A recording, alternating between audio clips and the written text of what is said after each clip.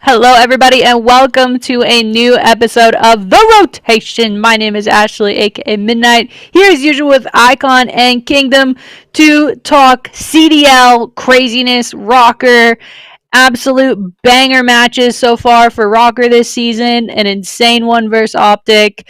A crazy, like probably one of the best Call of Duty matches I've seen in a while versus Surge. And then we just want to talk about the London one. But no, I mean, good to good to be back this week. IKON Kingdom. What were your guys' thoughts here as we go, into the second week of qualifiers for Major One?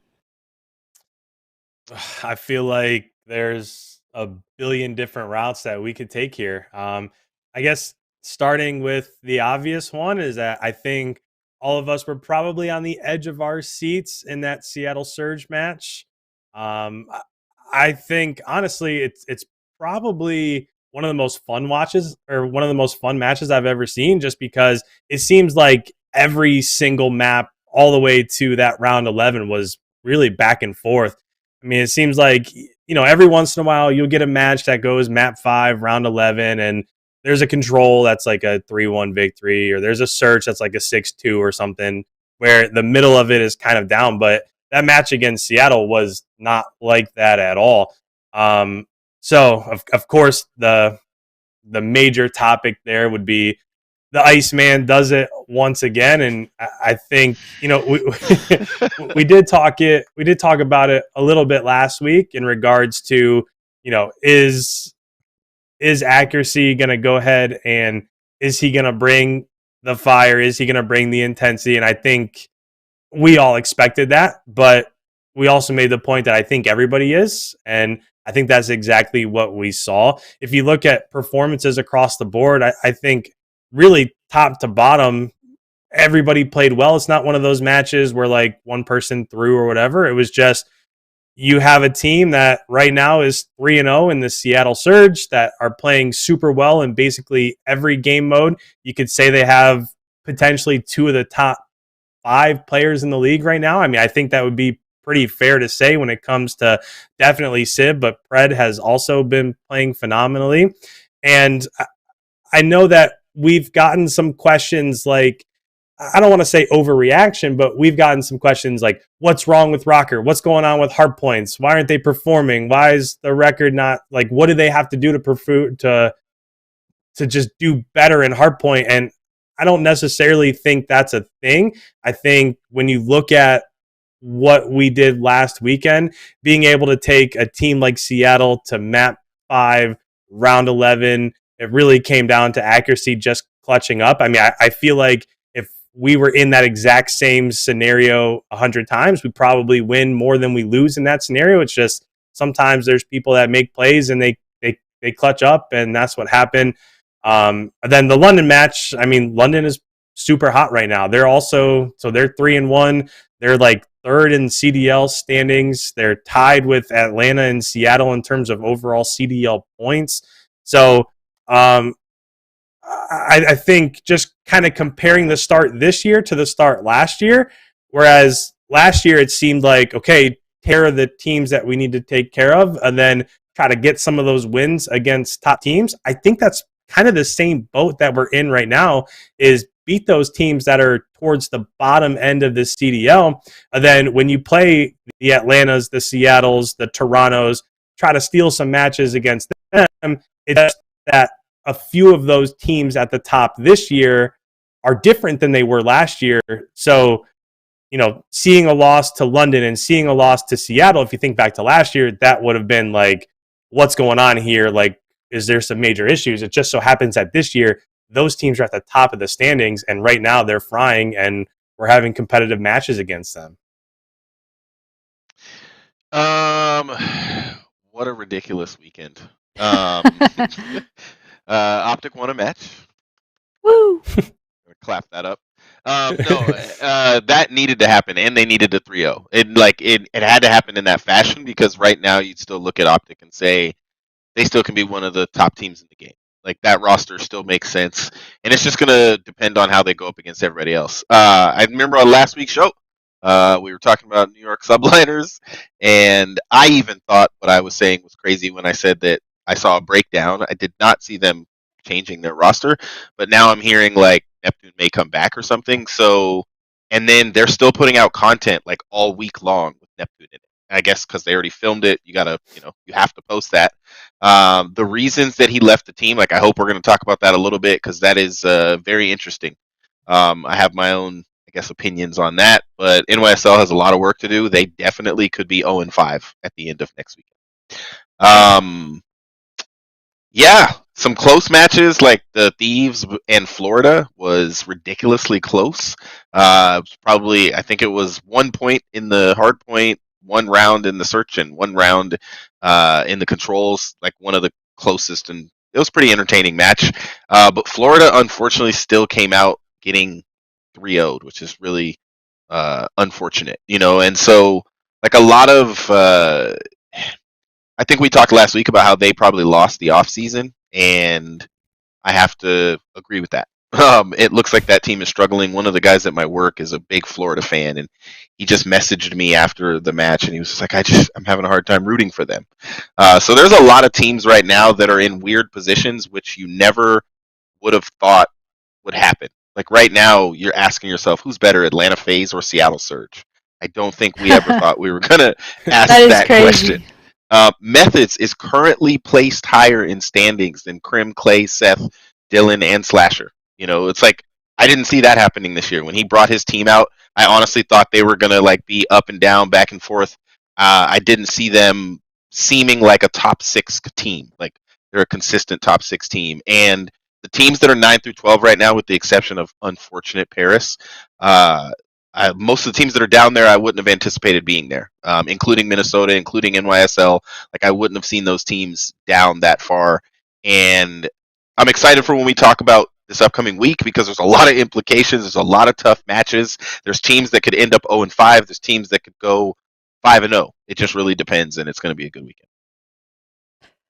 Yeah, I'll say, I think you guys just both did a really good job kind of breaking everything down. I mean, you look at the standings, that's why my face is going absolute. Like, you thought I couldn't get paler? Let me pull up a white screen that shows the standings. But no, I mean, you have such, yo, shout out producer Shannon. She got the standings ready to go. There we go. I don't gotta like absolutely Voldemort myself every time I want to see the standings. Shout out Shannon.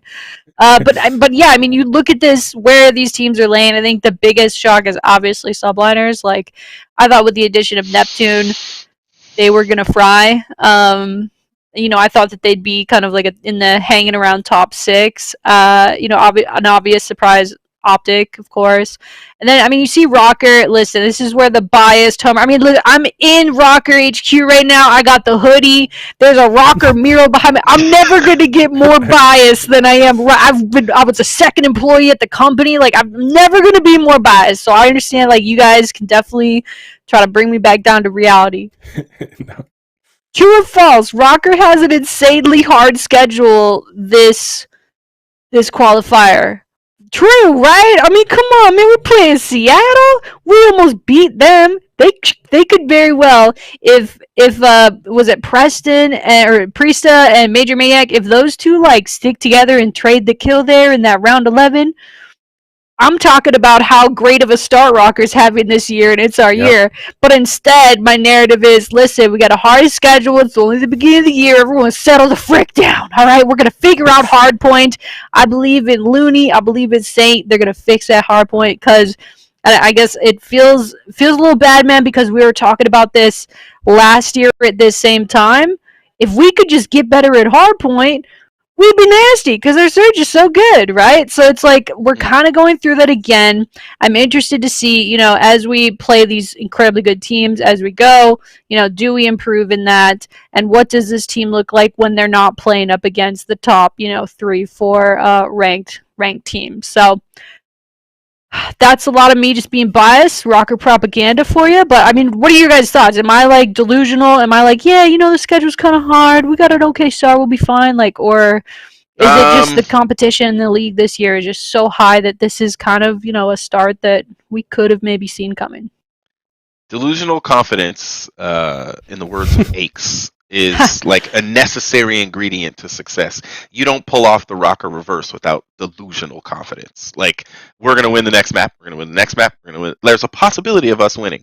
You have to have delusional confidence sometimes. And I don't think it's delusional, though. I think that I think the ROKKR should be confident. I think the signs that they've shown is that they still have the teamwork that they had last year. Unfortunately, they still have some of the issues that they had last year. That doesn't mean it can't be fixed. And if they can pick up a respawn and keep that as a focus, like because I don't know if this team puts a lot of time into hardpoint, if then their search is going to suffer. You know, it's kind of it's a hard call.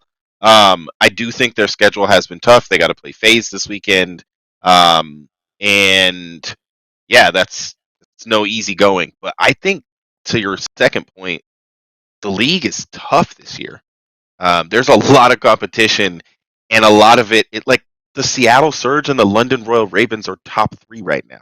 Like, I just have to pause and look at that. A brand new team that just came in this year is top 5, is tied with the Toronto Ultra. You know, like this year is really hard call. And I mean, at the end of the day, Crim and Clay only winning 2 maps out of 3 series is crazy.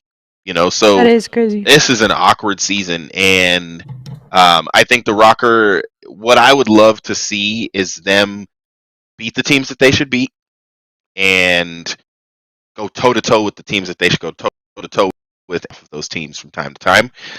That's the thing that if they kept with that last year, towards the end of the year, they did. They had some great placements, you know, and so I feel like that should be the focus of the team, is to make sure that, you know, because this league is so weird this year, like that they're beating the teams they should beat. And to your point about them having a tough, you know, it's like most people would say they're guessing that FaZe is going to beat them next week. But Minnesota ROKKR, we've all said in the past, they're one of the best teams to match up against FaZe because of their search game. So I think your confidence is warranted, and I think it is early in the season. And I would be more worried if I'm Optic. If I'm Florida, if I'm New York, I am worried. I'm honestly like, I don't know if this roster is going to work. But if I'm Minnesota, I'm hopeful because of who they've had to play. Well put. Yeah. IKON, what are your thoughts? I feel like we talk about this kind of almost every year at the beginning of the year. There's just so much at this point in time where, like, even match to match, the strats are different and teams are doing different things. And it's just kind of that period where you're feeling things out. You know, what maps are good for us? How do we rotate on certain hills? But there's also the part of it that if you look at the schedule we've had, so our one win so far this year is against Optic. And then when you look at the teams that are coming up next, so you have Atlanta FaZe is our next match, and then LAG, who, I mean, you could put in there as one of the top 4, 5, 6 teams. I mean, they're playing super well right now. Yes, they're 7th in standings, but still, LAG is really good. Yeah, and I'd it's say top 8. almost like you look across the board, like, unless you're playing a Paris or a New York right now, like, it's going to be a tough match. That's just the landscape of where the CDL is at right now. So a loss against Seattle, who's 3-0, a loss against London, who's 3-1. I mean, it is what it is. And I know I mentioned this in the intro a little bit, but it seems like hardpoint is always that thing that we're pointing towards, like kind of what's going on in hardpoint. Well, right now, I think I saw earlier that our average point differential in hardpoints is like minus 30. So when it comes to those hardpoint matches, you're losing every hardpoint 250 to 220. And if that's the case, like, yeah, they're not super close, but ultimately that comes down to one rotation.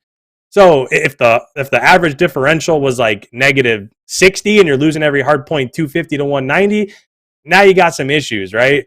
But if you're losing every hardpoint by just missing one rotation or having rotations and being spawned out, it is what it is. I just think right now it's too early. The search game looks good. The control game looks good. I think those hard points will come along. And not to mention, it's just one of those things where if we didn't play Seattle and London and we had matches against like Florida and Paris instead, or some of those teams that aren't off the hot starts, this conversation would be totally different. So some of it is we've played Seattle, who had one of the most crazy runs to start the year at the Kickoff Classic that we've ever seen, because you never expect Seattle to come out after the year they had last year and have a start like that. Seems like let's just wait. Let's hang out for like a couple weeks and see where things end up at the end of the first major. IKON with the stats, man. The 30-point differential. I'd love to hear it, bro. Against some of the best teams in the league. I mean, and I think I'm still like, I mean, we talked about it last week, so let's not belabor it. But to me, the biggest shock, whether it's subliners or Optic, I think is Optic, right? Like with that roster, everyone was like, geez, dude, do they have to? Like, why are they combining like that? It's unfair. And here they are, you know, 1 and 2. I do think, I mean, obviously it was a really close match that they play with Røkkr, but I don't know. I mean, Mesma in the chat here has a great point, and I alluded to it a little bit earlier. Don't you think it's good to have a tough schedule at the start of the season, lots of opportunities to learn, play the best teams, and challenge themselves to get better earlier in the year? I think the matches that Røkkr is playing now can only, I mean, each match that you play is going to help you improve, but when you're playing against the other best teams in the league, when you start to get, you know, you play a confused subliners in a couple weeks, hopefully, and then you're okay, I feel a little bit better. You know, we're actually able to beat who we're, you know, supposed to beat, you know, in IKON's words. So I think, yes, it's good to start tough. I'd rather have us start tough and, you know, hopefully it levels out towards the end of the year. I'm not sure why the schedule's so tough. I mean, maybe it's a testament, like, because when the league's making these qualifier schedules, I don't know, this is just me speculating, I would assume that they're just trying to make the best possible matchups that are going to be the most competitive, fun to watch, blah, blah, blah.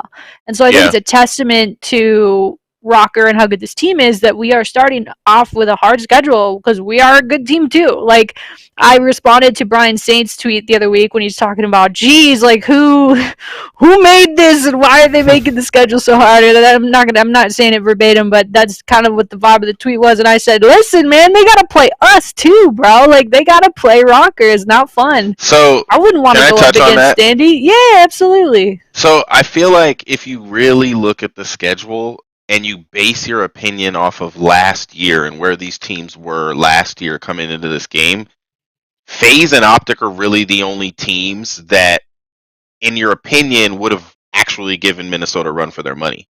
Mm-hmm. Nobody would have thought lag was gonna, and nobody thought it was gonna be impressive when LAG beat the London Royal Ravens, and that the London Royal Ravens or Seattle Surge were gonna be top teams in the game. Like, it's good to acknowledge that it is a hard schedule, but I think it's an after the fact acknowledgement. It's not like ahead of time when you looked at it, you were like, oh, we're scared. You were like, Seattle, London, lag, we got this. Okay, we got to play FaZe, we got to play the new Optic. We beat them in scrims. We should be okay, you know. But then when they turn up like they've turned up and these teams do what they've done, to IKON's point, yeah, these teams are all doing great that the Røkkr have had to play against. And so I kind of like Mesma's thought as well. You know, it's like, if you are going to play some of the toughest teams in the game, why not do it early on so that you can learn how to change and adjust? And just real quick to add on to Mesma's point, the only thing that could potentially hurt you in this scenario by playing those top teams would be like your team morale or your ego or whatever. And the veterans that exist on this Minnesota Røkkr, that's not going to affect them. Because, you know, if they drop a match to Seattle by losing a map 5 round 11, it's not like they're gonna, you know, turn off their cams and walk away and be like, what are we doing wrong? Like, no, you lost to an undefeated team by 1 round, and you had a 2v1 in that round 11. So it's just one of those things where it's too early. These guys aren't going to be phased by, I mean, I guess you phase. I guess you could say slow start, but it's not even really a slow start. Like, yeah, you'd rather be 4-2 than 2-4, but it's early, and you know, they're all still figuring out where they exist in the grand scheme of things. And the schedule, I'm pretty positive. So you can talk about like how the schedule is right now, but isn't the schedule predetermined all the way through like the last major? Like, aren't all those matches already in there? Yeah, so how it works is the I think it's based on last year's standings, maybe, right? That's possible, but I think the qualifiers are all predetermined. Like we Right. know for the next like 6 months who ROKKR plays during the qualifiers. But what's different is, or I guess not different, but for LAN, the top 8 teams I believe start in the winners bracket and the Right. bottom 4 start in the losers bracket. So Yeah. even though the matchups are predetermined during the qualifier, you're still fighting for that seeding and ultimately hopefully an easier ride to a chip. And Bears in New so York. yeah. See you down there. Hopefully not, though.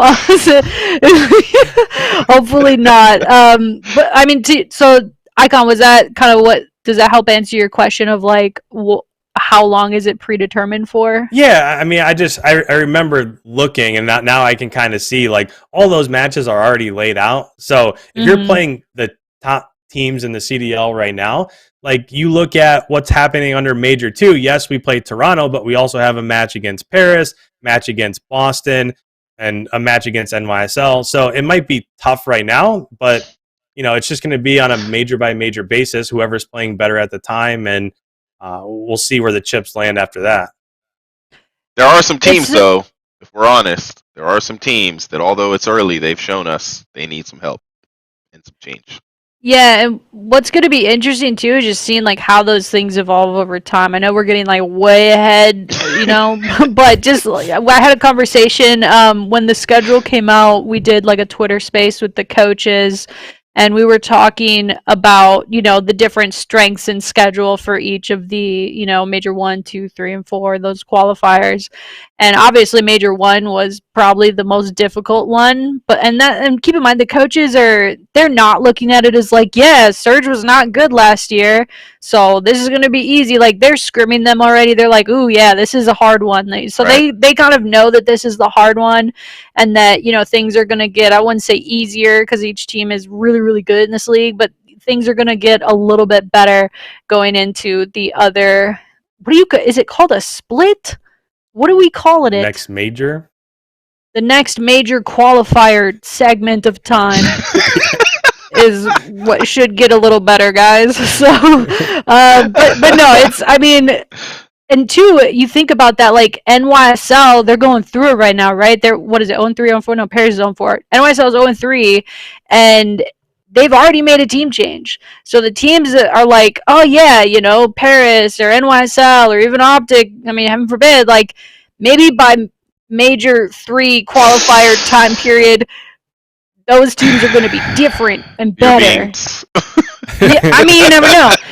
So on the NYSL roster change, and forgive me for not being like tell me a little bit what you mean, Kingdom, about like why did Neptune come on the team and now he's not? And do you guys think that that's the right move for that squad? It kind of like, just my quick take opinion is like, maybe in 4v4 it's not good to have Crim and Clay on the same team. Oh, because they do a lot of the same stuff. The truth comes out. I mean, it's not that they're bad players, obviously, but like together, without the fast-pacedness around them like they had in 5v5, it just seemed like it was a little tougher. So anyway, I would love to hear your take, though. That's just my, So my old take. There's a lot on this right now. Enable came out and said like Crim and Clay it just won't work. And maybe it's just because of this title, maybe it's because of how the game works, but it just won't work. It's also came out that basically rumored Neptune left the team because he left. Yeah, because they you notice how the roster change went down, and that they're still posting content with Neptune. I'm sure he left, and they had no choice but to keep posting that content. Royalty seems like a decision that they had to make. We've seen Royalty's an old name, man. Crim was in this position on Empire, where they lost Hook and they had to figure it out. And so those two guys, they are big brains, and it's weird because Hydra works really perfect with them, and I feel like if they could find the right fourth, it could work. But it is going to be extremely difficult for two very, very seasoned veteran, basically the 1 and 2 best players in Call of Duty history, putting them on the same team in 4v4, I think is a challenge. But it sounds like Neptune just couldn't play like how he wanted to play. Shotzi came out and talked about how it was when he was playing with Crim and Clay, and said that basically they just told him to slow down. Like he's running too fast. He's doing too much. He needs to, pre-aim a lot more. But he adjusted. He was like, "This is Crim 6. This is Clayster. Like whatever you say." And so I feel like Neptune just wasn't willing to do that. He was just like, you know what? I don't want to put in the time listening to you guys yell at me or tell me what to do or tell me how to play a different way than I want to play. I'll just go play in challengers. And that's his prerogative. It's unfortunate that it happened after they went through scrims and had a pretty decent kickoff for him to just not like the way they played online and be like, I don't want to play with you guys anymore or whatever happened. Is this like confirmed? Did he like do a twit longer or something? No, this is what I got listening to other pros talk about it. Got it. In different podcasts that is and shows. So surprising to me, man. That is so surprising. Yeah. But IKON could be right. How are you gonna rage quit the CDL, bro? Are you kidding? There's no shot. This is real. There's no shot.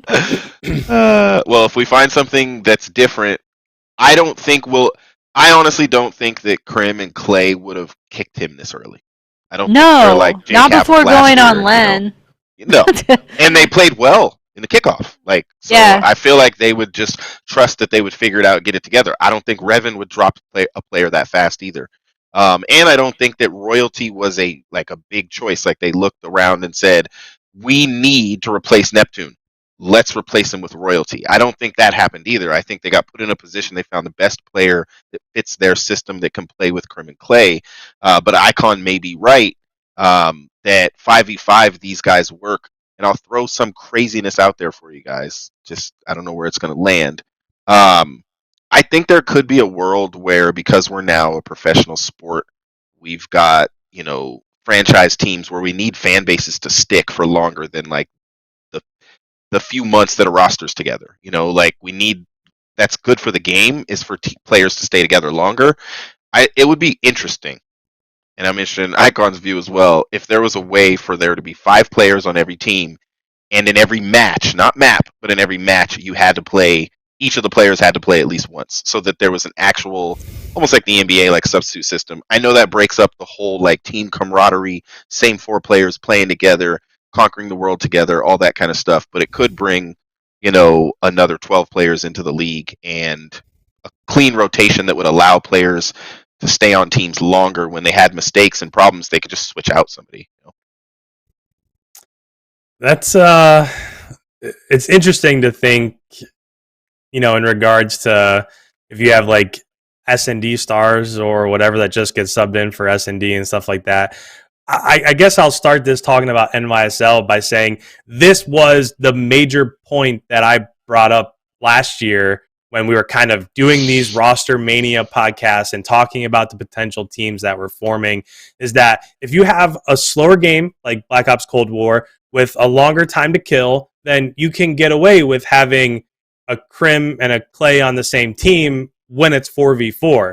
Now, if you have a faster time to kill and it's 5v5, then that still works out. But when you have a game like Vanguard with a super fast time to kill that plays extremely quick, it's just, my initial take was that I'm just not quite sure that's going to work. I feel like you can only have one of those type players per team. And if you have 2, and it's not necessarily just Crim or Clay, I think if you took any main AR, we're talking old school anchoring main AR, you take any 2 types of players like that and put them on the same team, it's just not going to work when you've got these guys that are flying around the map and movement is everything. You watch Vanguard this year and people die so fast and the movement is so precise and super important. It's just an instance where it's one of those games where I'm just not quite sure it's going to work. And then you go through and you look at overall KDs, and Neptune was 2nd worst in the CDL, Clay is 3rd worst in the CDL, and Crim is 6th worst in the CDL. So, I mean, you start looking at the stats and what's going on and who they've played and what their round counts look like and their map scores, and it's just not working. So will it get fixed? I don't know, because to me, the only way that roster succeeds is if you have a game that plays a bit slower with a much longer time to kill. So are you going to tell me that when Major 4 rolls around, these teams are going to be playing slower? No, this game's just going to get faster and faster, and movement's going to get better and better, and people are going to hit more of their shots, and it's just going to go in the opposite direction. So overall with NYSL, this is kind of what I was afraid of to begin with. I think it's a fantastic story. I think having those two on the same team is awesome. But like Kingdom might be saying about, having 5 on a squad, maybe you could play 2 of them in S&D and then play 1 of them in Hardpoint. I mean, I don't think that they would do that, but I think that having 2 of them on the map in S&D would be fantastic. But if you get a faster third and just play Clay or Crim and Hardpoints, I don't know. I mean, at this point, we're just kind of brainstorming, but I just think the pacing issues right now would be too much to overcome without something drastic happening. Man, I can't remember if I said it or I thought it. Maybe I was just trying to make a prediction come true, but I feel like I said this when the team was made. I was like, oh my God, Crim and Clay back together. Is that good though? Is that going to be what really gets them the results? I mean, you see it like with Seattle, for example. You have that slow AR leader in Lamar accuracy. Like, he's taking these young guns who are all cracked out of their minds, and they're just slaying, and it's working. If you aren't able to meet that pace, especially to Kingdom's point on a game like this, or was it I can't remember which one of you made the point. IKON, I think. IKON, yeah, sorry. IKON, you guys just both make great points all the time. But yeah, when you have like the faster pace but less people, like the kills are more impactful and they're happening faster, so you just need those really, really quick exorcist style turn around and shoot you type of players. So it's sad to see, because I do agree that I think Clay and Crim are obviously a couple of the best of all time, right? So it'll be really interesting to me to see like how long is this going to last? Are they able to correct it? I think if they are able to correct it and turn this ship around, like, that's extremely impressive on both of them yet again, right? They've both done this before. They've both been in a similar position. So let's see if they can kind of reverse and get out of it. But, to your point, this isn't like a thing that just gets fixed. If you put Simp in the place of royalty and he was willing to listen to Crim and Clay, that team would be disgusting. Like, I agree. Yeah, I don't know. I agree with the point about those 2 guys have to play right. But there was something Ake said on one of the shows I was watching him on, and he said Crim and Clay are 2 of the smartest players to ever play the game. They know what they're doing. Like, you can't argue with that. They may not always be able to execute their position, but they know what you should be doing on the map. They know what players should be doing, and they're not really going to listen to anybody that wants to do anything else. It's kind of like LeBron, some of the Kobe, players that are just like, no, we're going to do what I know what's best, so just listen to me. And they agree with each other, which is really uncanny when you can get 2 great players like that to agree with each other. If Neptune was willing to listen, I think the team at least would have put itself in position to be top 6 consistent. I think they're easily beating some of these other teams in the league that we're seeing. They'll get some gimmies off of them, and then they could probably go to toe-to-toe, and it's crazy to say, but with an Optic Gaming. I really believe that it's just like in a world, there's a world where Formal and Scump could have kept playing together. It just didn't work out, and it was the game where Formal didn't want to put in the work and do it. Crim and Clay are willing to do whatever it takes to play better and to win. If they get the right 4th, I think they'll at least be competitive. I don't think they're going to be like a total L of a team because they have Crim and Clay. Those guys are just too smart, and they figure out how to win. It's crazy to think about it, but those guys have figured out how to win for longer than almost every player in the CDL, besides Attach, Scump. I mean, there's only a few that have been running as long as they have. I think if somehow those 2 can figure it out, it might be like one of the most impressive things they've ever done, because everything in this game is against them. So if they can somehow figure it out and figure out how to deal with the pacing of this game and the time to kill and how they can have two main AR statues on the same team, I think it would be unbelievably impressive. One of the most impressive things they've ever done. So I just don't see it, but I want to see him prove me wrong. I mean, it would be a story for sure. It'd be a good story. I mean, like last year when every time like Scump would lose in bad fashion, MiDNiTE would be so sad for him. Like, you talk about my love for those two players. Like, yeah, I'm sad for those guys being 0-3 right now and only have won 2 maps out of 3 series. Like, that's just not like them. And so That's tough. I feel for Hydra. This dude is a GOAT. Like, he has such a long future in the CDL. And I just would love to see that comeback story, the redemption arc of NYSL. You know, like, I'd love to see it. So, to your point, Icon, it would be dope to see for those guys. You know, they're getting close to the end of their careers. Kingdom, did you trade in all your Dallas Empire gear for New York Sunliners gear this year? Or are you still rock? Like, what's going on? Where's your fandom lie this year? With Now, the, where are you at? I think he's in ponytail and the robot. Yep, with the ponytail and the robot. A robot with a ponytail. That's But where the redhead is still the GOAT. I love Seth, and I want to see him be successful this year too. You know, so it's like both of these teams, I'm really feeling for them because I don't think they're seeing the success they want for sure. Yeah. I just don't know if NYSL's one player away from completely 180. And I do think that Crim and Claire, obviously impressive, and they've been through so much over all of these years together, apart, as enemies, as friends. Like, I do think if there are a couple of vets that can figure it out, it's them. But it's just tough on this game, man. Hydra's locked in, and I just don't know if there's one player that they're going to be able to add to really turn this thing around. So it'll be really interesting to see how it plays out. I mean, we kind of talked about it a little bit already, so we can kind of look over it right now at the standings, just kind of early surprises and letdowns. Surprise to me, Optic 1 and 2, they were able to get a win. Who'd they play again? It's kind of a little bit of a layup, it seemed like. I forget it. This is, man, that's how insignificant I'm so sorry, Paris. Oh, for their 3-0? Yeah, it was Paris. I do love baguettes. I almost said something bad and called them a forgetful team, but I don't want to do that. Like, messed up. Dude, I mean, yeah, if you look at the map win loss though, like two maps for subliners, that's the biggest letdown. That's what I'm saying. That hurts. That hurts your feelings right there. I mean, I don't know. It'll be interesting. I think they're going to, obviously, the subliners are going to be better than they are. But, like, are they going to be, like, championship form? Very hard to say. Very, very tough. I think surprises here. Hey, shout out Boston Breach. Shout out Zinni. Let's go. Right? Nobody expected them. I think they're kind of like the last team to be announced in the league. They're the last roster to be announced. They've got some kind of cool branding going on. I kind of like the whole glowy mask guy thing. Yeah. Kind of cool.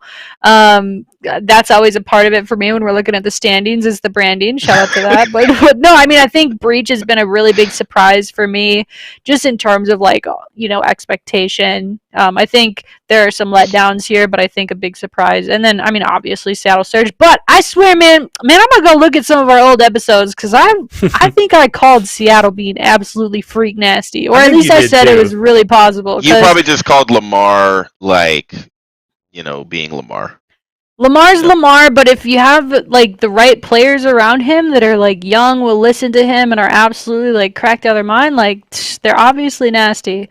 But I think Røkkkr's going to catch up. I don't know. I'm very biased. It's not a huge surprise to me that Røkkkr's sitting at 1 and 2, just like we talked about earlier, strength of schedule. But I would be surprised if they didn't turn it around, whether it's in this Major 1 qualifier time period or the next Major 2 time period qualifier time. Can we just call it a split? Can we? Yeah, this is called a split. We'll take it over. Because I don't want to say, like, if I say Major 2, that sounds like I'm talking about the tournament, right? That, by the way, wait, never mind. It's gonna be crazy. It's gonna be crazy. Damn, I just told something. Darn it. No. It's gonna be somewhere where it's really warm. So looking at the Røkkr versus London overview for what happened versus London, I didn't want to talk about it too much because it was just kind of like it was the worst match we've played this season. Especially when you look at the other match we played, like I said, really close against Optic, really close against Surge. Two very good teams. Even though Optic's 1-2 as well, I still do think they're a pretty freaking good team. Were you guys surprised at the L to London? I know IKON. I think did you guys both predict London, or one of you guys did? No, I think we all. I think we all picked ROKKR Minnesota in for this that one. For that one, we all picked Minnesota. Our picks Yeah, we all picked Minnesota. Wait, did we all get the rest of them right? Was that? Am I tripping? possibly. She's teasing us. She's teasing us. We've all tripped on our predictions before. Listen, I mean, just to go into, I mean, we could look at the predictions here a little bit. Hey, there we go. Ooh, look at me, bro. 25 points. Oh. Wait, I caught up, bro, a little bit. I had 5 points on Saturday night. That was tough. Yeah, we all had ROKKR winning. Yep. Yeah. Oh, this is day 2. I see. Yeah, we all had ROKKR winning. A Optic with the 3-0. Thank you, boys. Thank you. Appreciate that. Man, I mean, looking at the predictions though, so we've got IKON and Kingdom tied. I swear, do you guys have a deja vu right now or what? I feel like this is exactly how last year started. You guys are both tied, doing well. Then IKON pulls ahead. I was sitting there with a dumpster fire of predictions, and then I got the championship belt. I don't know where it's at, but it'll be here one day. But yeah, I mean, you guys were pretty on it from what I could tell. Like from the day 1 and 2, you guys are pretty freaking on your predictions. So if we're looking at, I mean, let's recap ROKKR versus London a little bit. Because I will say, like the loss to London's the worst one we've had this year. It wasn't very close in some ways. We weren't like one rotation away from winning. We weren't like, oh, it went to overtime. Like London kind of handled business. And I'd like to know, like, is that a reflection of London or is that a reflection of ROKKR in your guys' opinion?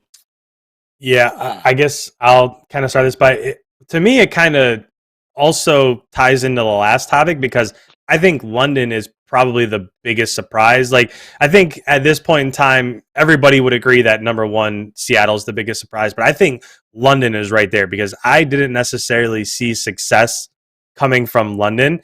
So overall, when I look at how that match went, I mean, it really wasn't very close. The search wasn't close. The first hard point wasn't close. London just came out on fire, and they were phenomenal. I think what you're starting to see is that, a collection of kind of these old veteran players isn't what works. I think what we've seen so far this year is you have, if you just look at that London roster, you have Afro, who was a rookie last year, and he's now, like, you look at London, okay, that's the leader, bro. Like, yeah, like they have now built around Afro, but last year he only played the second half of the season. So you have somebody new last year that has come in and kind of taken the league by storm. I mean, he's been playing fantastic. You have Zero, which is, that vet that has that presence, that can make calls, and then you bring in 2 other rookies that were cracked last year in the challenger scene, and now all of a sudden you have a squad that's coming in and making noise. I feel like you're starting to see a trend. I mean, you look from top to bottom, which of these rosters are rosters that, are from a collection of players from before the CDL formed. It's just, that's not the way that the league is being formed anymore. And I think the teams that it started last year, right, in the first year of the CDL during Modern Warfare, there really weren't a ton of moves made. And then it started last year where you started to see an influx of these challengers players. And then now this year, you look up and down these rosters, and there's a ton of challengers, players from the challengers scene, and it's making all the difference. So when I look at that, just specifically that matchup against London, it was just one of those where we didn't come out on the best foot. I think that hard point at the beginning, I believe it was like 110-point loss or so. I think that first hard point probably put us back on our heels. Yeah, to me personally, I don't think you're going to see us get beat in search 6-2 very often. I feel like that might be a bit of an outlier. Like at the end of the first major, you take a look back, and I don't think there's going to be very many 6-2 losses, especially on a map like Berlin where we've had quite a bit of success this year. And then by the time they were able to get it together, that map 4, you lost by 20, but it came down to one rotation here or there. So it's just one of those ones where I think we came out, we didn't play our best first map, and then by the time we were able to claw back into it, it might have been a bit too late. That coupled with the fact that London is one of the best teams in the CDL. I mean, I know we've already touched on the schedule, but we play FaZe next. We've played Seattle. We've played London. Those 3 teams are on fire to start this season, and it's just the way it is. So, again, that's another one of those matches where I look at it, not a great day. I feel like when you look at all of these matches from the first couple of weeks, you could point out a bunch of those. Everybody's still in a kind of a learning trend here where they're learning what maps work for them and so on and so forth, and it was just a bad day overall. I'd say it was probably maybe more on London than it was like, the ROKKR playing bad or something like that. I think if the ROKKR figured out how to get, 30 more points in the hard point, they would have taken it to map 5 and it could have been interesting. If I'm the ROKKR, I'm more, and I'm just going to be honest, I'm more worried about how do we win that match we had against Seattle. When you get to game 5, I think Seattle right now is 7-0 in round 11s or 8-0, something crazy. Some crazy. They haven't stat. lost a round 11. That's the Iceman in full effect. Mm-hmm. Like when your team is undefeated in round 11s, like you're scary, and you got to find and to me, like if I'm coaching the ROKKR, I'm not chalking those results and saying we got as close as we could have with the best team in the game. Let's move on, and we should have beat the Ravens though. Like, I think if they played the Ravens again, it would be a lot closer or they'd win. I still see the ROKKR as a better roster than the Ravens, even with all of the things that IKON said about challengers.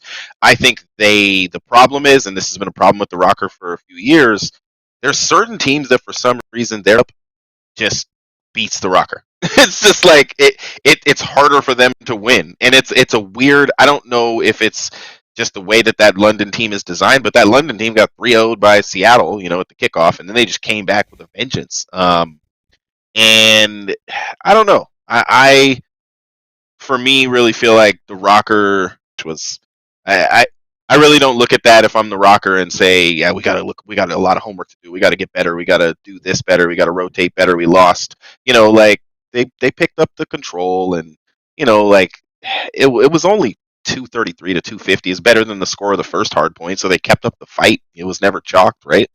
So I just think the Ravens are a lot better than anyone expected, and they're really good, and you got to play them a specific way. You got to play Seattle Surge a specific way. They're like the FaZe when they first got all put together. Like, you have to play that team different than other teams, and that's what professional sports is, and esports is no different. There is no perfect design. The ROKKR are the ones that really helped us learn this last year and this year a little bit. But there is no perfect design that is going to work every time. Like if you just get a little cracked sub from challengers and an old head like Zero or Accuracy, you're going to be fine. Get a couple of cracked subs, maybe one that knows what they're doing, like a Standy, and then a newer one like a Sib. Like honestly, every team has to do the best with the tools they have, and I think Minnesota's been one of the best teams doing that since they've been a team, including the shows that you produce and the merch that you have and everything. Hey. Like Minnesota watch parties. I don't see another team doing that. Like Minnesota's Where ahead of the are game. they in the league? Are they even in the league, bro? Like, come on, man. Have a fan meetup. Do something, other teams. Let's go. So, I mean, it's really easy for me to say, right? Because I work for ROKKR. I mean, it's very, very good compliment, Kingdom. Appreciate it. I do think, like, how this team is made from the top of staff over to the players, everything is about, victory, winning, obviously having fun while you're doing it and making great content, but, making sure that you're on track to do what you want to do. I also look at the Ravens loss as, yeah, it was the worst one so far this year. That was the type of loss I could have seen us having versus Seattle, or even versus an Optic, with my preconceived notion of what that team would play like. So it's okay, right? This is the tough time, right? This is the tough time of the year, the toughest schedule that we'll have. But, I mean, let's face it, when you go to Major 1 LAN, Major 2 LAN, 3 LAN, you're going to have to beat everybody, right? So it's a good thing, I think, that we're playing these teams now. And speaking of who we're going to play, and who do we think is going to win? Dun, dun, dun. Dun, dun, dun. Dun, dun. Let's do the Stage 1, Week 3 predictions. This is the schedule. You guys like that voice effect? Yeah, one day we'll have, like, effects. It'll be sick. I can't wait one day. Anyway, sorry. Don't give me an echo button ever, producer Shannon. Don't let me do it. No, but so let's get through some predictions here. How about this? I'll go first on Saturday. Who wants to go first on Friday? And then one of you guys go first on Sunday. I'll take Sunday. Oh, look at that. Y'all both said the same. Did y'all say the same thing? No, I did Sunday. said Friday. He said Sunday. Okay. And I'm doing Saturday? Yep. Bet. Okay. Well, I'll let you kick it off then for Friday. Who you got and why? Yeah, I mean, I think this first matchup is probably the easiest one of the week. I think a lot of these are super competitive, and you look up and down the board, there are a lot of storylines here, and actually most of them are kind of on Friday. But to start here with LA Thieves versus Paris, I think this will be a 3-1. Maybe Paris sneaks like an S&D, but I think LA Thieves is kind of that underdog team, right? Or not even underdog, but it's one of those sneaky teams that we have gone this entire podcast. We haven't talked about LA Thieves at all. And I think that they are tough. I think they're super talented. I think they're one of those squads that can come up and surprise people. So, yeah, I think LA Thieves is tough. I got them 3-1 here. You want me to just go through and do the rest of Friday? Just do all three? Let's do it match by match until producer Shannon says otherwise. Shannon, let us know. But let's just go one match at a time for now. Kingdom, what you think? 3-0 Thieves. I think that there are times when it's never chalked, and there's times when it is. And I'm going 3-0 LAT. Jeez. I'm going to say the same thing. 3-0 LAT. I don't know how IKON thinks Paris is going to win a map. I mean, maybe they will. But, nah, I sound like such a jerk. I feel like we just have dogged on Paris since the beginning of the league. We're just talking about that they're not very good, and they haven't been. Like, I don't think it's dogging on when we're just talking about their actual stats and placement and how they look against other teams. I was listening to another podcast where they said name players on teams where a team needs to make a change and where they need to make a lot of change. And Aches was like, on Paris, I'm keeping Donnie. Everybody else can go. Like, there's a lot of people looking at this team and being like, it's like a broken record. And so I feel like we're not saying anything bad by saying they're going to get 3-0'd. LA Thieves. All right, next match here, we got FaZe versus Røkkr. I cannot wait for this one. I know we keep talking about this start for Røkkr and how difficult it is. And also, I think this is another testament to just how competitive the league is so far. This is the second podcast we've done this year, and we haven't talked about FaZe at all either. Yeah, like it's so crazy. We're spending a lot of time talking about Seattle's and London's and I guess maybe the misfortune of NYSL, but it's kind of cool to not have to talk about at FaZe and Optic and like the top two or whatever Ultra. Because they're taking the world by storm. But yeah, I mean, I guess it's just quietly FaZe is kind of doing it again, right? You look overall and they're like third in hardpoint, and they're like the third best S&D team, and they're like the second or third best control team, and it's just like it's very silent the way that they're going about things so far this year. But let's make no mistake about it, like they're there. And they're still the Atlanta FaZe. But I think what Minnesota's done so far this year has also been understated, just because you look at the record overall and it doesn't look great. But again, if Minnesota, if we win that match against Seattle, the entire tone of this conversation, of this podcast changes. I mean, literally the entire thing is different. So just because of the fact that accuracy clutched up in a 1v2, it seems like, the comments we've gotten and so on and so forth that have been, what's wrong with Røkkr? What's going on with the hard point? It's been so down, but it's literally an incredible 1v2 that has completely shifted the theme of this podcast. So I think this will be super tight, but if it comes down to map 5, Atlanta has, it's just, you can go all the way back to MW and you go back to last year. They're one of the most clutch teams over the course of the last 3 years. So I think Atlanta, I think they win that map 5, but I'm going to say it's a 3-2 victory there. The Atlanta phase are not as scary as they've been in the past to start the season. And I'm going to say because of the number 2 team, the Seattle Surge, that have the same exact map count, same record, and look just as scary and disgusting. Yes, they clutched up. FaZe had to clutch up as well. But I'm going to go against IKON and hope that I move ahead of him in points. And I'm going 3-2 Minnesota ROKKR. Yo, are you gaming the system? Wait, do you actually think that, or are you trying to get points? What do you think? So like, I honestly feel like there's something different about Dylan this year. I don't know what it is, but I feel like he's just like, he's different. And honestly, it looks like Seth looks when he's just like trying and doing his job and knows where he's supposed to be and is making the right plays and is calling the right play. Like, it just looks like he just is confident, like in a way that kind of should scare other teams.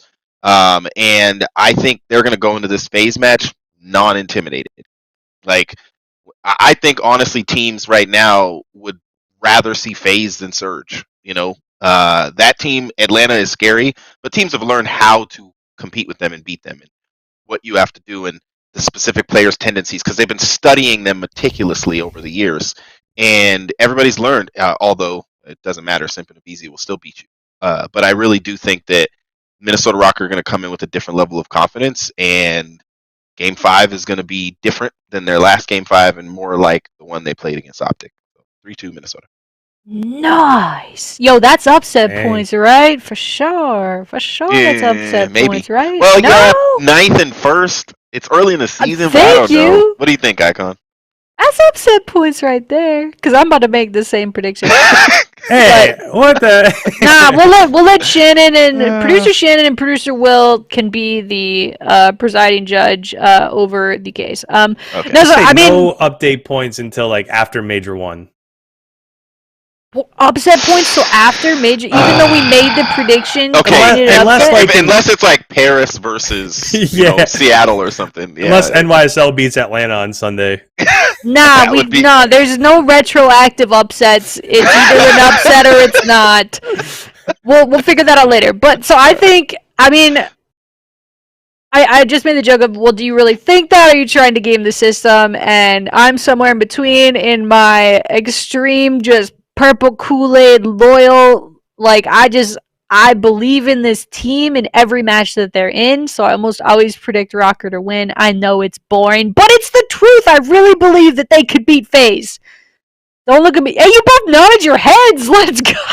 I can see it. Y'all drinking the Kool-Aid? Like they can't beat them. Yeah. I had them drink the Kool-Aid too before the podcast, but no, I'm just kidding. So I think, like, to your guys' point, like, we know FaZe. Like, FaZe is dominant. They're the best. We all know. We don't even talk about them anymore because they're just so good. But we know what to expect, right? And so I think, ROKKR knows what to expect here too coming into this weekend. And I think they're going to take that London loss to heart, right? Yeah, IKON's excited. He thinks we're wrong, so he's like, heck yeah. I'm excited over Shannon's chat. Oh, sorry, I missed that. What she said. Producer Shannon rules in IKON's favor. After Major 1, we can assess upsets unless it's obvious. Yo, what do you pay? Would you order Shannon donuts or something? Did you get her like a briber on the side? Give her a 20? What the heck? Nah, it does make sense though, I guess, if you're wrong. No, but so back to my prediction though. Minnesota ROKKR over FaZe. I'm going 3-1, bro. I think we're gonna get a respawn right away. Win a surge. Go off. Man, I almost offered points again like I did last week, but I can't because I went the same way, so I'm going to stick with, my 3-2. All right, last match of the day there. Toronto versus Optic. I guess I started Friday by saying how many storylines there are, and I cannot wait for this match because I think it's another opportunity for Optic to show that they belong. Right now, my last power rankings I had Optic at 11 because they just didn't look great and they've been losing to a lot of the top teams that are above them. Now, if I were to do it again, based on the win they got over Paris, even though it really wasn't all that impressive, they'd be a bit higher. But at that point in time, Optic just hadn't really shown much this year. So this is an opportunity for them to come in and take a win off a team that I think we would all agree is in that upper echelon. I mean, in terms of consistency in every game mode, I mean, Toronto is potentially that team. So, however, in this one, I just don't think they're there yet. I think if I had to say, like, right now, which team's going to win the first major or who's going to have the most major wins at the end of the season, I would go with Toronto, just because I think that they're disgusting and they're consistent and they have some of the best players in the game. So all of that just to say that I think that this is probably going to be a pretty easy win. I say 3-1 Toronto. Jeez. I would say Toronto is more similar to Envy than, the dynasty teams that we've seen in the history, and I'd say they'll have the most second places this year because they're that good. They're always going to be in the grand finals, but I don't know. There's these rockers, there's these faces, there's just teams that just determine that Toronto's not going to get a W, and so, but against Optic, it's weird when you said 11th. I was like, shocking. That's crazy that you would say that for power rankings. But I guess I would put them like 7th or 8th. Comparatively, there's a lot of good teams in the league this year. And I'd say Toronto I would put top 4. So I'm going to give it a 3-2, though, because I'd love to see that. Same.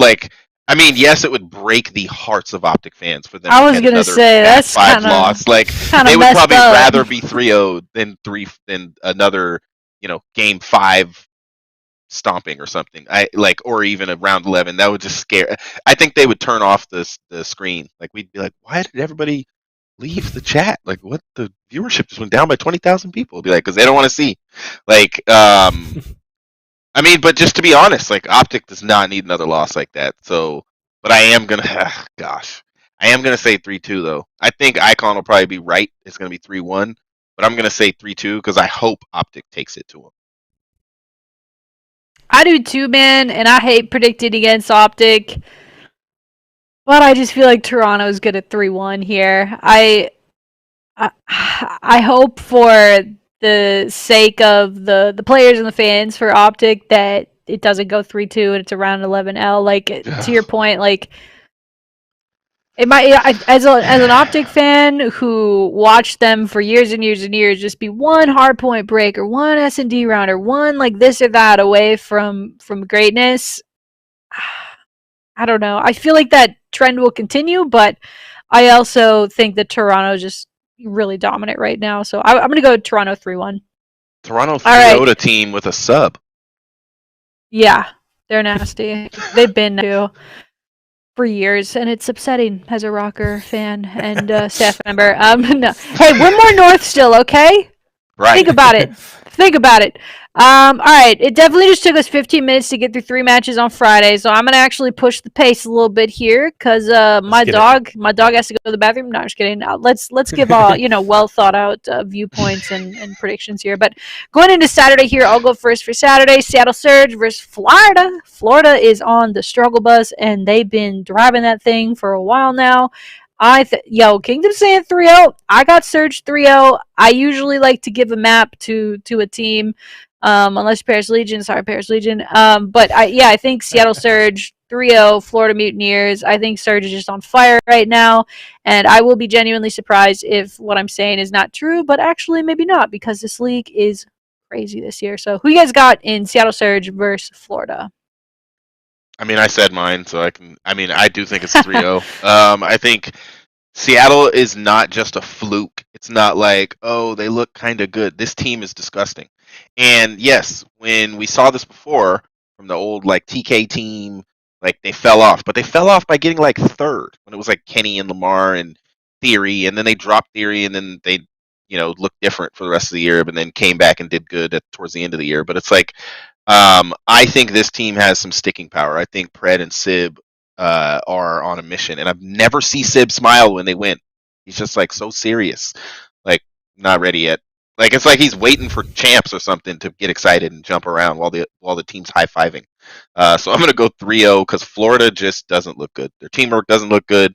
They look like NYSL with no vets. Like it's just really interesting what's going on with Florida. They need help. Florida needs help. I think that Surge is going to win this, but I think it's going to be 3-2. And I judge that based off of the last time we saw Florida play, they played Toronto. They won the hard point 221-220. So they lost the hard point by 1 point. They lost the search in round 11, and they lost the control 3-2. Dang, that's brutal. Toronto had a sub. Just want to throw Toronto did have a sub, but it's still Toronto. I mean, you still have Insight, and they still have their teamwork. You still have Kleenex, and I mean, so I get that there was a sub there, but they don't look great. But based off of who they've played, they also lost to London. So I think Seattle is on a different level right now, but I think it's going to be tighter than we think. So I'll go 3-2 Seattle. Nice. Going into Subliners versus Boston Breach. I don't know what's the upset here. I mean, it'll be really interesting to see kind of what ends up happening here. We just went on this, 20-minute tirade earlier about Clay and Crim and how they're, are they going to be able to bounce back? Who are they going to do that with? Are they one player away from making a 180? I just don't know. And I did talk about Boston Breach earlier today. They've surprised me. But I think Subliners are going to win here, man. I think they're going to get their first dub. I think they're done with the BS. They're done with what people were saying. They're done with Reddit. And after Major 1, where this will be an upset, I don't think this is I don't know. We definitely do need to wait because I don't know if this is actually an upset based on what will end up happening. But long story long, I got Subliners here. 3-2 versus Breach. I know I'm always coming out of left field with my predictions. I go off my feelings. Ikon's pulling up all these stats, and I'm like, yeah, but the vibes are gonna get better. And Breach is kind of riding a high, so they're bound to go down. I'm a vibes predictor, and I think Subliner is gonna take it to Breach. Paid off last year. It did, bro. Yeah. I'll just do this one real quick. I think Boston's the better team here. So I'm going to go 3-1 just based off of they have a win over LAG, who to me, I feel like LAG is a top 6 team. I think that they have the potential to surprise some people. Now, the match against FaZe wasn't great, but overall, I still think that they're a better squad than NYSL. So I'll go 3-1. I don't think it gets to that last S&D. 3-1 Boston. This Boston team still hasn't really been tested. Like they beat LAG, who is still figuring out how to play well together. And LAG just reminds me of LA Thieves. It's like a clone team, like 2 teams that can be scary but probably won't win a tournament. It's like it's unless they upset a good number of teams, to be honest. And so Boston is an anomaly. I don't know what to predict here. Could Clay and Crim be so wanting to beat Zinni that they come out and do it? Are they going to be playing with Royalty, or is Neptune coming back? Like, it's a really hard call. I got to go with hearing early on that Method's team was really good, and they haven't really disproved that yet. They just kind of are like this team that's like they could win every match they play, but they might get smoked. So it's kind of like, unfortunately, NYSL right now is they're going to have a hard time winning every match, and they probably will get smoked. So I'm going to go 3-1 Breach.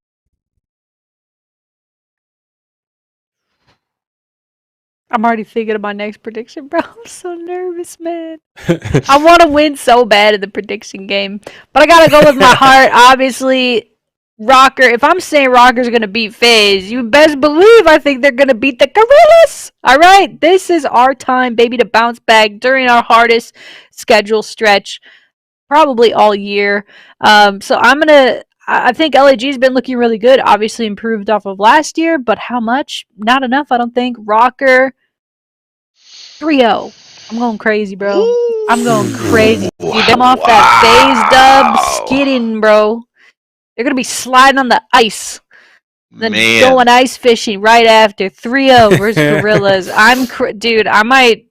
That's kind of an ignorant prediction, but here we are. Anyway, what do you guys think of Røkkr versus Gorillas? Go ahead, Wycon. Yeah, I think that in the same way that the Ultra match is kind of like a prove it match for Optic, I think this is a prove it match for Røkkr. Because when you look at what LAG has done, they're coming off a win against the London Royal Ravens. They beat NYSL. A good win. A good win over London. And in the matchup they had against Toronto, they barely lost the hard point, barely lost the control. So, I mean, LAG is another one of those surprise teams for me. So if you're Minnesota here, I mean, I think this is an opportunity to cement yourself as, okay, we belong in the top 6, or then to just climb for there. And not to mention, this is a match they have to win, because with where they're sitting right now, with a Friday match against Atlanta, like that just boosts the importance of this one here. So I think just solely off the fact that in as much of a way this can be a must win as possible, right? It feels weird to talk about being so early that this is a must win. But I think when it comes to confidence, when it comes to potentially seeding for this upcoming major, trying to be in the top 8, I think this is a huge match. So I think Minnesota wins here. But I think it's going to go to that SND and attach is going to turn up. I say 3-2 Minnesota. So here's the hot take. Gorillas are already 2-2. They have one match. It's this one. If the Røkkr beat FaZe, they have to beat Gorillas to be top 8. If they lose, they're outside of top 8. If they win, Gorillas get bumped down and they get top 8. I'm pretty sure that's facts, because the Gorillas are 2-2 right now in 7th. Minnesota's 1-2. If they beat FaZe, they'll be 2-2 as well, and those two teams will be vying for who's going to be 3-2 or 2-3. And so this weekend too, but I think so. I'll be honest. I do think Optic will be in the bottom 4. Unfortunately, they'll probably start in the losers bracket. It's not good news for Optic fans, but we'll see. But this is a very important match, no matter what, because even if the Gorillas go into it the Røkkr somehow go into it 1-3, they still want to be 2-3. Like, that's a more safe position if you look at the standings right now. There's two teams that are unfortunately have 0 wins, and they're going to be down there. Florida's probably going to have one more loss. They're going to be 1-4. There's only one more team that can get in the bottom 4 that can go to that losers bracket. And I think this match is going to be one of the most important matches for part 1. I remember last year when they would start in the lower bracket, we were like, dang it, because it was always off of one of these type of things, one of these like just random matches on a Saturday. And I'm going to say that I think the Røkkr should be the better team and are the better team. The Gorillas and LAT are these teams that can be beat by teams like the Røkkr, like the Ravens, like the Breach, like the Surge, like FaZe. Røkkr belongs in that top level conversation. And they're going to win this. I got to say 3-2 because Asim's been freaking the top play of the top 5 plays 2 weeks in a row. Dude is frying, and he's going to bring it, of course, to his former team. All love. But I still think Røkkr's going to win this 3-2. I like it. I do feel crazy for my 3-0 pick, but I'm going to let it rock, okay? I'm going to let it rock her. That would be dope. That would be dope. This is probably, other than the Røkkr matches, my most anticipated match of the LA Thieves versus Toronto Ultra. Go off, Toronto. Less north place.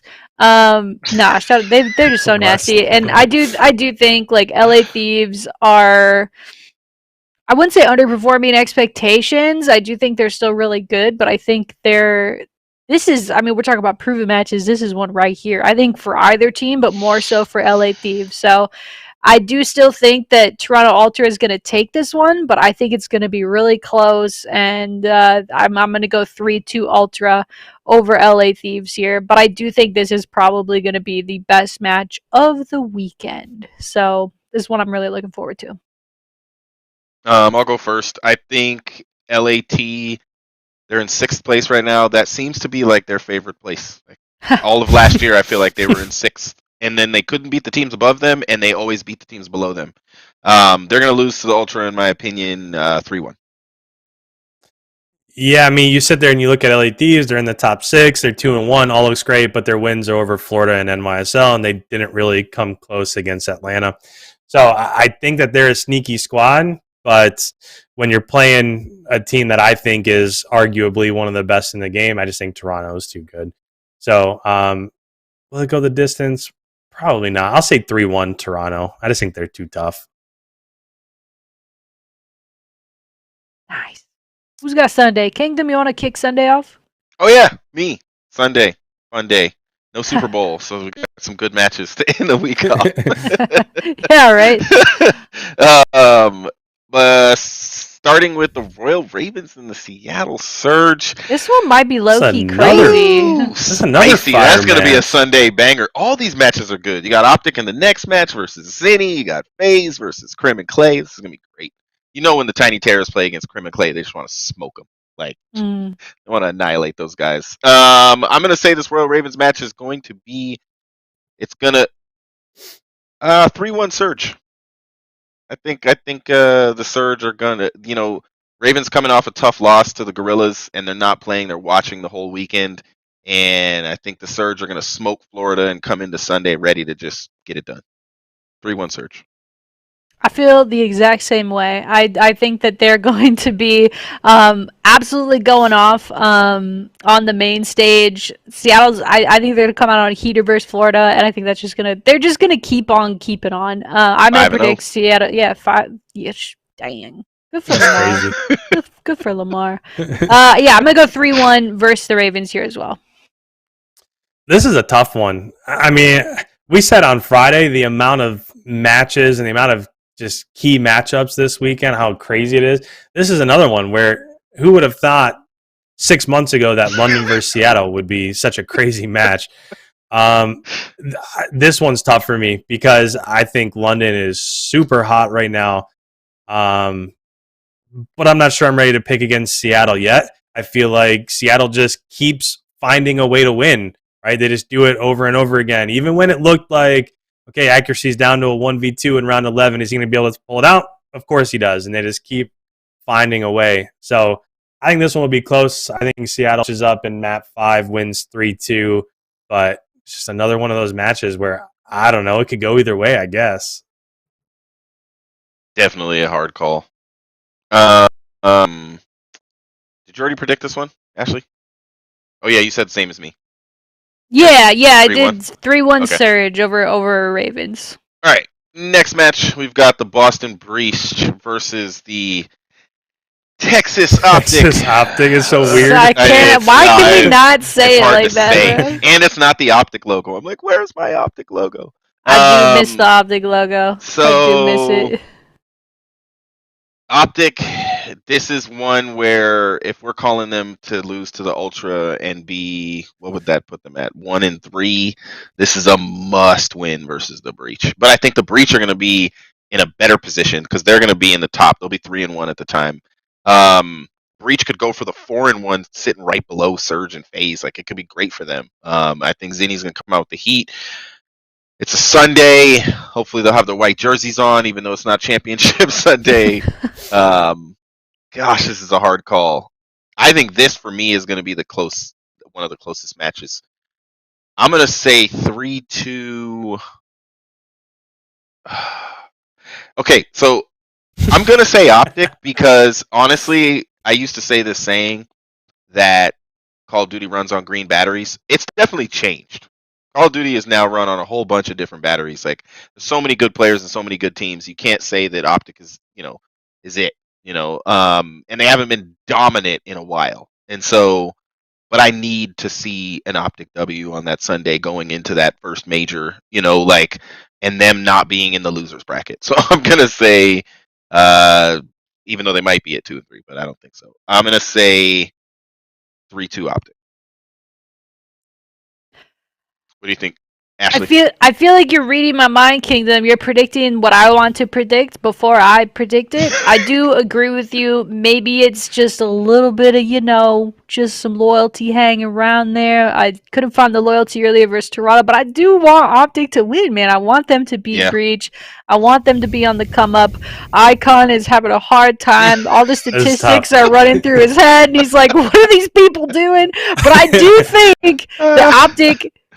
Listen, they're the type of team. They'll be down and then they'll come back up, bro. It's like a roller coaster on it's Optics roller coaster, man. So I think that they are going to lose to Toronto, but they're going to play hard as heck versus Breach, and it's going to be absolutely nutty. I think it's going to be Optic 3-2. Do you guys know who the best S&D team in the game is right now? Røkkr? Search? Røkkr. It's the Boston Breach. They're 4-0. They haven't dropped a search map. Who've they played, though? Who've they played? So, that's a good point. But this is where it's tough, because I feel like what's more likely, Optic winning 3-1 on that map 4 hardpoint, or Boston winning 3-2 if it goes to that map 5 S&D? Because I feel like those are the two options. I think if it goes map 5, Boston's going to win. But can I change my prediction? But if Optic turns up, then they're going to win by map 4. So, I don't know. I feel like when both of you were talking, I was trying to decide, like, are they going to win? Is Optic going to win each of those respawns and win in 4 maps? Like, are they in that form right now where they're going to win maps 1, 3, and 4? I'm not sure I feel it. So you know what? I'm going to be different here. I'm going to go Boston. I think if it's map 5, they win. So I'm going to go 3-2 Boston here. Yikes. All right. Last match of the day, which preseason you would have thought would be a banger. Like, you would have thought this was going to be the Clash of the Titans. Crim Clearly plays winningest players. They literally are sitting there with just rings on rings. They got more rings than they got players on the team. And Hydra, the GOAT. And you would have thought this was going to be amazing, going up against all these other guys with 2 rings, and Simp coming up on Crim's money. But unfortunately, it's not what it's going to be. I have no choice but to say 3-0 Atlanta. Good golly, man. F's in the chat for the 0-5 versus the 5-0. But, unless the Røkkr can take phase, that would be good. And Seattle would be the undisputed, come on, man. Who'd you predict, Kingdom? Come on. Yeah, you're right. But right here, we're looking at, this is the top versus the bottom, in my opinion. It's unfortunate that the subliners are that far. Yeah, this is definitely one where you could see, preseason, the matchmakers were like, this is the banger, this is the show match. Oof, man. I think I got FaZe. They're going to stumble a little bit. I'm not sure which map it's going to be. I do think subliners will take one, but I think it's going to be 3-1 FaZe. Yeah, I already kind of put my fingers up there. So we always talk about how FaZe is run by Simp and Abizi. The best player in the CDL right now is Celium, and we don't even really talk about him. I mean, we do pre-aiming walls and stuff.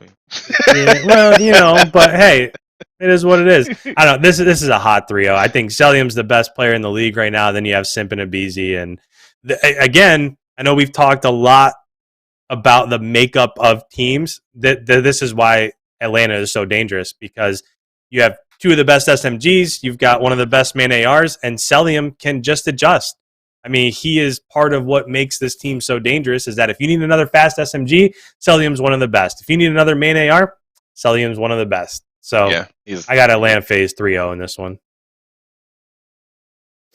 All right, that's going to wrap our prediction segment. I would love to see your guys' predictions, whether they're in the chat or tweeting at us. I know we're going to be tweeting out our prediction scores as we're going along here. I do anticipate another W for me this year on predictions. All right, I had to bring it up.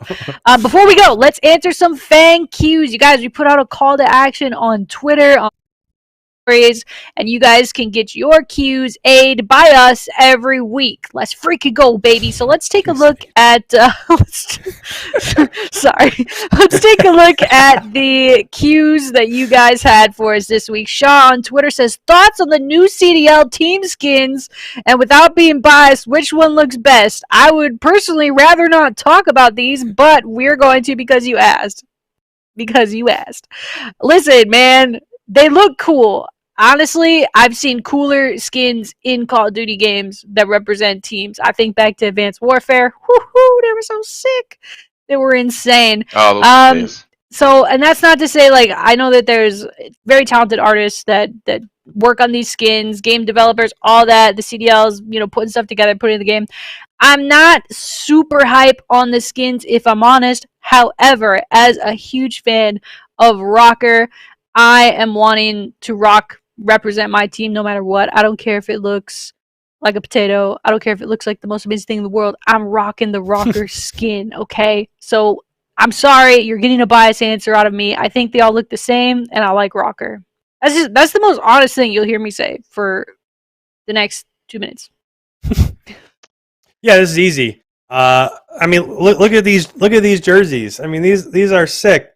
I'm going with the Røkkr skin. Plus, purple's my favorite color, so it's between Røkkr and Toronto. And even though I think Toronto's one of the best teams, I'm rolling with Røkkr here. They got the best skins.